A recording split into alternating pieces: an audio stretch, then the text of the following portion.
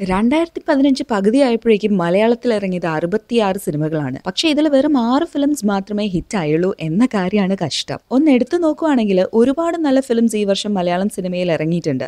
But പലതും ആരും notice ചെയ്യാതെ പോയി. വളരെ ഡിസപ്പോയിന്റിംഗ് ആയിട്ടുള്ള ഒരു കാര്യമാണ് ഇത്രയും നല്ല ഫിലിംസ് അൺനോട്ടീസ്ഡ് ആയി പോകുക എന്നത്. ഈ വർഷം ആദ്യം ഇറങ്ങിയ ഫിലിം സാൻസിറ്റി ആണ്. ആക്ടറും ഡയറക്ടറുമായ ശങ്കർ പണിക്കറുടേതാണ് സാൻസിറ്റി. ഒരു കമേഴ്ഷ്യൽ ഡിസാസ്റ്റർ തന്നെയായിരുന്നു ആ ഫിലിം. ലേറ്റസ്റ്റ് ആയിട്ട് മലയാളത്തിൽ ഇറങ്ങിയിരിക്കുന്ന ഫിലിമാണ് ലാവൻഡർ. അൽതാഫ് ടി അലിയാണ് ഇതിന്റെ ഡയറക്ടർ. റഹ്മാൻ ലീഡ് റോളിലെത്തുന്ന ഈ ഫിലിമും അങ്ങനെ ആരും കാര്യമായി നോട്ടീസ് ചെയ്തിട്ടില്ല എന്ന് വേണം പറയാനായിട്ട്. ഈ വർഷം മേജർ രവി ഡയറക്ട് ചെയ്ത് പൃഥ്വിരാജ് അഭിനയിച്ച പിക്കറ്റ് 43 ആണ് ആദ്യത്തെ പ്രോഫിറ്റ് വെഞ്ചർ. അത്യാവശ്യം നന്നായിട്ട് തന്നെ തിയേറ്റേഴ്സിൽ ഓടിയ ഫിലിമാണ് പിക്കറ്റ് 43. പിന്നെ മമ്മൂട്ടി ഈ വർഷം മലയാള സിനിമയ്ക്ക് 2 നല്ല ബോക്സ് ഓഫീസ് ഹിറ്റ് ആണ് തന്നിരിക്കുന്നത്. അതുപോലെ തന്നെ നിവിൻ പോളി അഭിനയിച്ച 4 ഫിലിംസിൽ 2 സൂപ്പർ ഡൂപ്പർ ഹിറ്റ് ആണ്. പ്രേമവും ഒരു വടക്കൻ സെൽഫിയുമാണ് ആ ഫിലിംസ്.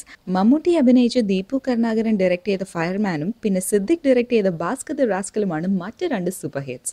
അൽഫോൻസ് പുത്രൻ ഡയറക്ട് ചെയ്ത നിവിൻ പോളി അഭിനയിച്ച പ്രേമം ഇപ്പോഴും തിയേറ്റേഴ്സിൽ സക്സസ്ഫുൾ ആയിട്ട് ഓടിക്കൊണ്ടിരിക്കുകയാണ്. ആക്ച്വലി സ്പീക്കിംഗ് 25 ദിവസം കൊണ്ട് തന്നെ 33.5 ക്രോസ് ആണ് ഈ ഫിലിം കളക്ട് ചെയ്തിരിക്കുന്നത്, excluding the television rights. Bhaskar the rascal collect ചെയ്തിരിക്കുന്നത് 17 കോടി രൂപയും പിന്നെ 5.6 ക്രോസ് ആണ് അതിൻ്റെ ടെലിവിഷൻ റൈറ്റ്സ്. ഒരു വടക്കൻ സെൽഫി ആണെങ്കിൽ ടെലിവിഷൻ റൈറ്റ്സ് കൂടാതെ തന്നെ 21 കോടി രൂപയാണ് കളക്ട് ചെയ്തത്. ഈ വർഷം പകുതിയായപ്പോഴേക്കും വെറും 6 ഫിലിംസ് മാത്രമേ മലയാളത്തിൽ ബ്ലോക്ക് ബാസ്റ്റർ ഹിറ്റ് ആയിട്ടുള്ളൂ. ബട്ട് വർഷം തീരാൻ ഇനിയും ഉണ്ടല്ലോ സമയം. Let's just wait and watch ഇനി എത്ര ബ്ലോക്ക് ബസ്റ്റർ ഹിറ്റ്സ് ആണ് മലയാളത്തിൽ സംഭവിക്കാൻ പോകുന്നതെന്ന്.